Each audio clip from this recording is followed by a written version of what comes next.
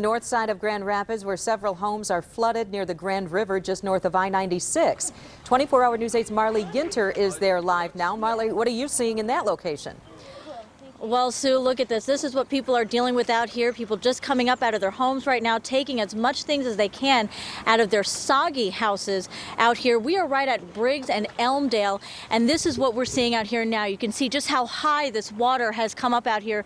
The fog through the trees really looks creepy out here, but that gives you an idea of just how high the water has come up. This is what people have been making their way around out here in. Any boats that they can find out here, canoes. We're surrounded by about 3 houses out here that have water that has just come up onto the porches and into some of these houses. A lot of soggy conditions out here.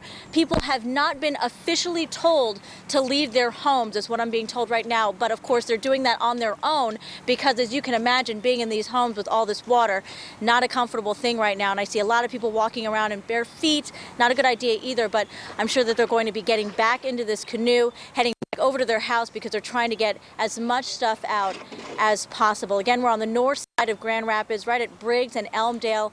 We'll be out here to make sure that everyone gets out safely. Live in Grand Rapids, Marley Ginter, 24-hour News 8. Marley, thank you. City leaders say the Grand River will not go over the flood walls in downtown Grand Rapids. 24-hour News 8's Danny Carlson's monitoring that situation for us live. Danny?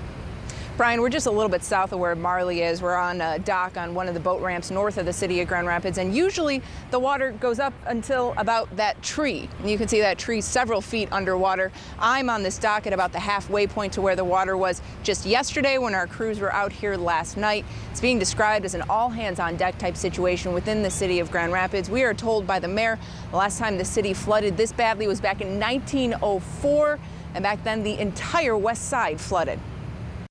It's less water than Noah experienced, but it's more than we've seen for a very, very long time, my lifetime. But since that last huge flood more than 100 years ago, the city has built flood walls more than 25 feet high enough to stop a flood that there's only a 1% chance of happening. But even so, the city's only anticipating now having about 9 inches to spare. Grand Rapids is going to be safe. That's absolutely right, but that may be small consolation to the person living in a neighborhood 2 miles from the river whose basement fills up with water because of the storm sewer backups. Which is why the city has wastewater treatment plant employees filling up about 5,000 sandbags right now to put on top of those walls if they're needed. We already know that we have some neighborhoods where streets are flooded, where the storm sewers aren't able to take any more water right now, and it backs up into yards and it gets into basements. Or possibly even around the plant itself if it gets to that point. A huge priority, we're told, to keep the plant dry. And the mayor is asking people to do their part tonight, conserve water until we are out of this situation, he asks. Put off that load of laundry or dishes or... I suspect that every little bit helps, so shower with a buddy. Now, the Grand Rapids fire chief saying we've been showing you pictures all day of people's homes who are flooded. She was telling us today that if your home is flooded, if your basement gets some water in it and starts to cover up some appliances, make sure to turn off your utilities to make sure that you stay safe. The other important thing the Grand Rapids police chief saying today as you're driving out on the roadways, if you can't see the road, if you only see water, it's a good idea not to drive through that water because you might get stuck.